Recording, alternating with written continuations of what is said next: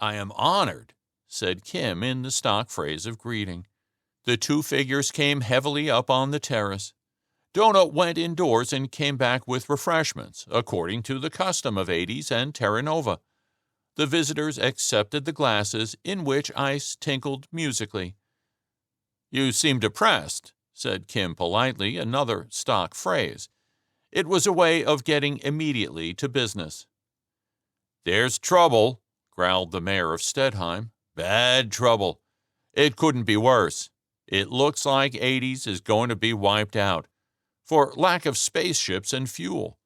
Those so-and-sos on Synab 2...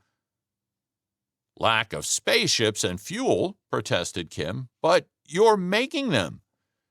"We thought we were," growled the mayor. "We've stopped. We're stuck. We're finished, and the ships aren't.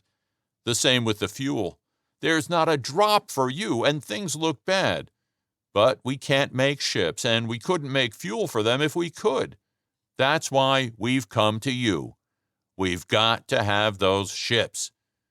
He pounded his fist for emphasis. Kim blinked at him. After 20,000 years of civilization, it was odd to hear a man say that it was impossible to make anything that happened to be wanted. Most of the peoples of the first galaxy, to be sure, were hardly progressive. Every habitable planet had been explored and colonized, and the human race swarmed and bred from rim to rim. But on every planet but one, 80s, men were enslaved by the disciplinary circuit, which, as an agent of government, subjected every citizen on every planet to torture or death at the whim of his rulers. So everywhere but on 80s in the first galaxy, progress had come to an end, and only those people who, for intelligence or crime or rebellion, or the lack of a sheep-like spirit, had been exiled to 80s, looked forward to any further triumphs for mankind. Kim Randell, himself a fugitive from planet Alphen 3, had allied himself with them, and the colony on Terra Nova was a victory of his contriving. It was the first foothold of the human race across the monstrous void surrounding the first galaxy.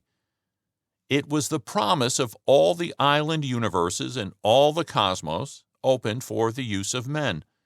It had seemed that an unending march of triumph lay ahead, so it was incredible that the men of 80s should be unable to make spaceships or the fuel needed for ships to subjugate the new galaxy. "But why not?" demanded Kim. "What's preventing it? You've got the record reels from the Starshine.